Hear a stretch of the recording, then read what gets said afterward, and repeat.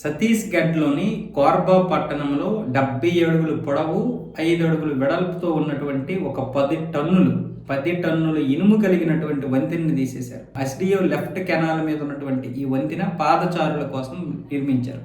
40 సంవత్సరాల క్రితం నిర్మిస్తే మరి ఎప్పటి నుంచి ప్లాన్ వేశారో తెలియదు కానీ ఒక్క రాత్రిలోనే 15 మంది ఈ గ్యాస్ కట్టర్లు ఉపయోగించి రాత్రి సమయంలో ఎక్కువగా నడకదారి ఉపయోగించరు కాబట్టి రాత్రి సమయంలో ఫటాఫట్ని మొత్తం కట్ చేసేసి అంతా ఇనుమంతా కూడా దోచుకుపోయారు.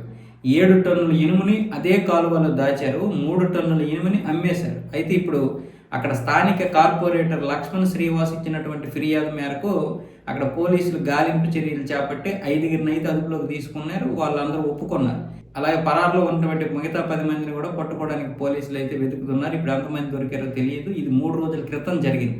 అంటే ఎంత దారుణంగా మనుషులు తయారయ్యారో చూడండి. ఇక ఎక్కడికో వెళ్తే ఉపయోగం లేదని వాళ్ళు ఎప్పటి నుంచో ప్లాన్ వేసుకొని పక్కా ప్లాన్తో ఈ వంతెనను అయితే తీసేశారు.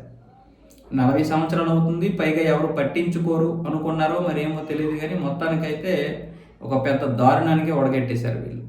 అయితే మిగతా 10 మంది కూడా దొరికిపోతారు, వాళ్ళు పెద్దగా ఇటు పారిపోలేరు. కానీ అయితే అక్కడ స్థానికంగా ఉన్నటువంటి కార్పొరేటర్కి కొంతమందికి ఏదో చిన్న వివాదం ఉంది. ఆ వివాదం వల్ల కూడా దీన్ని కట్ చేసి ఈ విధంగా చేశారనే ఒక వదంతు కూడా ఉంది. ఇంకా ఆ విషయంలో ఇంకా పూర్తిగా క్లారిటీ రాలేదు. అది వచ్చిన తర్వాత కార్పొరేటర్లో మిగతా వాళ్ళు అందరిలో తేలుతాయి.